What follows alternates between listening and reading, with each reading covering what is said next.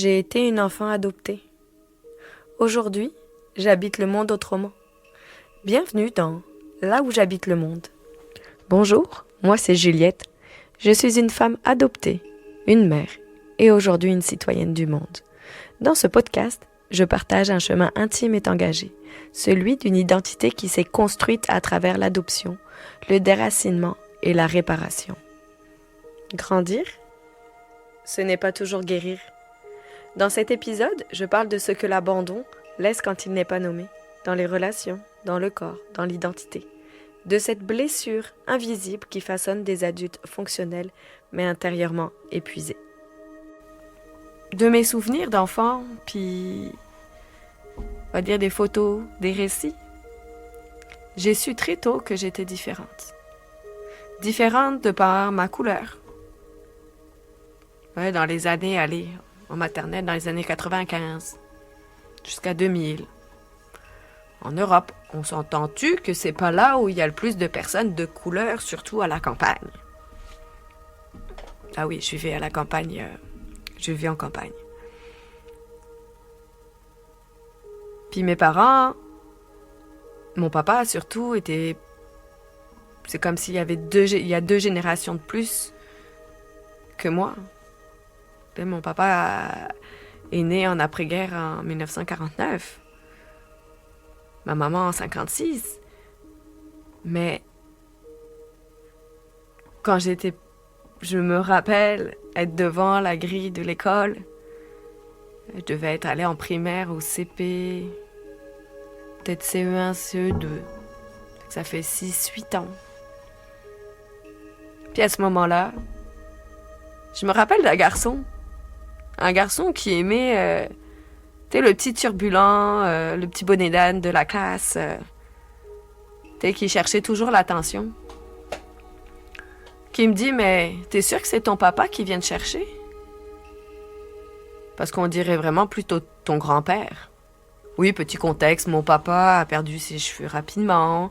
Quand j'allais à l'école, il avait déjà plus beaucoup de cheveux sur la tête, un peu grisonnant. Des traits fatigués pour quelqu'un qui travaille énormément. Puis je me rappelle m'être obstinée. Ben oui, c'est mon papa. Parce que pour moi, c'est mon papa. C'est tout, c'est comme ça, c'est mon papa. Puis par après, plusieurs fois, je me rappelle d'un voyage à cette même période, l'été qui a suivi. Un petit voyage où on m'a demandé... on était en Espagne, à la Costa Brava. Puis les gens me parlaient en espagnol. Venaient vers moi, m'adressaient en espagnol. Je me rappelle de... J'espère vous faire rire avec mes petites anecdotes, parce que moi, ça me fait rire. Même si ça peut être touchant. Ma petite anecdote, là-bas, en vacances, donc avec mes parents, je suis fille unique. Il y avait une petite fille. Moi, fille unique, tu sais, aller approcher d'autres enfants pour être mes amis, ça a toujours été un petit peu difficile. Je savais pas comment m'y prendre. Tu sais, j'avais peur du rejet. Forcément, quand on est adopté, la plus grande peur de l'adopter, je pense que c'est d'être abandonné à nouveau ou d'être rejeté par ses pairs. Fait que bim, grandi avec ça. Puis cette petite fille, je me rappelle, c'était une petite blonde.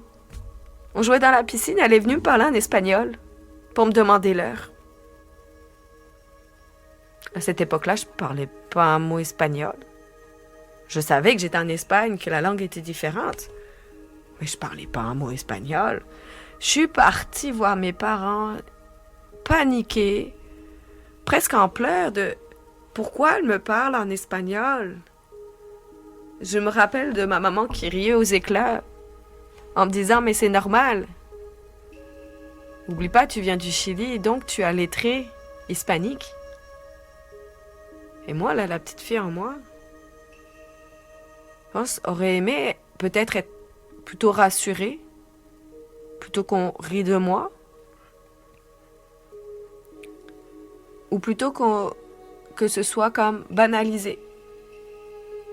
Tu sais, ouais, garoche-toi, c'est bon, elle te parle en espagnol, tu sais, c'est normal, faut que tu fasses avec.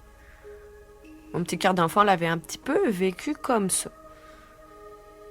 Mais est-ce qu'on a les mots quand on est enfant pour s'exprimer comme du monde?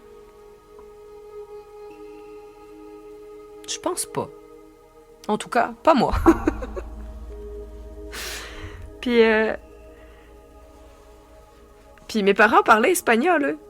Mes parents, justement, ils avaient choisi d'aller adopter au Chili parce qu'ils aimaient l'Amérique du Sud. Ils avaient voyagé en Amérique du Sud. Mon papa avait fait son service militaire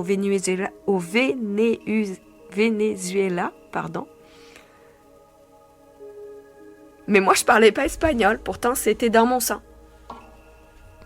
Bon, bah, ok. Bah, mes parents sont allés lui répondre. Puis, moi, je me suis sentie vraiment comme une extraterrestre. C'est comme, qu'est-ce que je fais là? Puis ça a été toute ma jeunesse. L'excuse de... Ouais, mais de toute façon, c'est pas tes parents. C'est pas ta vraie famille. Puis de grandir en se sentant différente quand t'es dans ta famille. Quand t'es avec ta famille, mais que tu sais pas si vraiment c'est ta famille, car on te dit souvent que tu leur ressembles pas. T'es comment ça se fait que toi tu bronzes plus que les autres? Toutes ces questions de mon enfance ont forcément eu un espèce d'effet boule de neige à l'adolescence. Hein, on le sait, vers 13-14 ans, même un peu avant, on se cherche. Je pense que n'importe qui passe par cette phase de quête de savoir qui on est. Mais qui on est par l'affirmation de soi. Pouvoir commencer à tenir tête à nos parents, à pouvoir dire, à nous affirmer. De savoir qu'est-ce qu'on aime, qu'est-ce qu'on n'aime pas, qu'est-ce qu'on pense qui serait le mieux pour nous. Avec du recul, comme on le sait tous qu'on a des années-lumière de la réalité, de la vie d'adulte. Puis moi, à cette époque-là, c'est souvent que je me regardais, je commençais à me poser des questions. Mais qui est ma mère? Pas ma maman, ma mère, Rosa. Qui est la femme qui m'a mis au monde, puis qui a décidé de m'abandonner? Appelons un chat un chat. Qui a décidé de m'abandonner. Qui est-elle? Est-ce que je lui ressemble? Est-ce qu'elle pense à moi?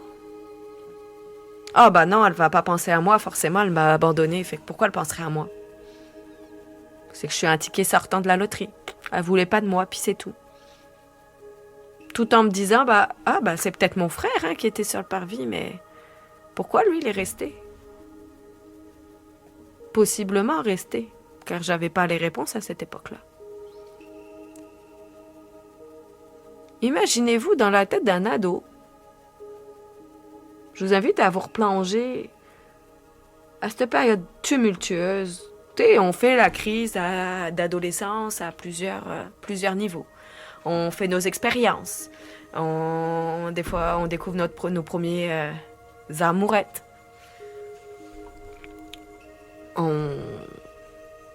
On apprend à vouloir faire des choses vraiment par soi-même. Puis à le cacher à nos parents. En tout cas, pour ma part, à le cacher à nos parents. Par peur d'avoir honte ou de se faire engueuler. Ou encore une fois, je suis adoptée, j'ai cette blessure d'abandon. Si je fais quelque chose qui leur plaît pas, est-ce qu'ils vont me renvoyer? Est-ce qu'ils vont se débarrasser de moi? Ouais, ça roule vite dans la tête d'un ado. Tu sais, d'être la petite fille parfaite, entre guillemets. D'être celle qui doit plaire à ses parents pour pas les blesser, les briser. Parce que oui, comme le dit aussi le monde autour de moi, même de ma propre famille, hey, t'es chanceuse, t'as été adoptée. Tes parents, ils ont les moyens. Tes parents, ils te donnent tout, t'as tout ce que tu veux. Peut-être toutes ces phrases. Même je suis un enfant, je suis une adolescente. Ça marque, ça laisse une empreinte. Je vous garantis que ces phrases-là laissent une empreinte. On dit souvent que les mots MOTS, laissent des cicatrices, plus que les coups. Non pas pour banaliser, parce que je suis contre la maltraitance, bien sûr, des enfants. On s'entend-tu, là? Prenez-moi pas pour une folle, mais non. Mais comment les mots, les phrases restent ancrées dans notre esprit et comment ces phrases-là nous construisent depuis tout jeune. Je vous ramène au début du podcast où quand je me sentais déjà différente, puis quand arrive l'adolescence, tu te sens encore plus différente déjà que l'adolescence vient te cogner à ta porte, les hormones viennent cogner à ta porte. Tu grandis pas de la même vitesse que les autres, t'as des formes qui apparaissent, mais regarde, pourquoi elle en a plus que moi, pourquoi moi j'en ai pas. C'est cette espèce justement de comparaison qu'on commence à se faire parce qu'on n'est pas aussi bien que l'autre. Ou on pense ne pas être aussi bien que l'autre. La petite Juliette, là, elle avait envie de savoir d'où elle venait. Parce que je voyais mes amis qui avaient des traits, des airs de leurs parents, ou des traits de personnalité. Puis moi, je me sentais aux antipodes de mes parents. Mais aux antipodes complets. Mes parents ont fait de grandes études, ils sont tous les deux ingénieurs. Puis il y a moi qui est comme, qu'est-ce que je fais à l'école? Ouais, je trouvais ça plate, l'école. Puis moi qui est un peu plus, comme on dit, baba cool, roots, ou qui a eu sa période gothique aussi. Mais, tu sais, je me suis dit, mais pourquoi? Je suis un extraterrestre encore plus. Puis d'avoir des aspirations qui me venaient un petit peu d'avoir des croyances spirituelles. Mes parents m'ont jamais éduqué, que ce soit dans la religion, dans l'ésotérisme, dans le chamanisme, dans le vaudou, dans tout ce qui vous passe par la tête. Moi, mes parents, c'était comme l'école, fais bien tes devoirs, t'as le droit d'avoir des amis. Mais tu sais, c'est assez, pour moi, classique.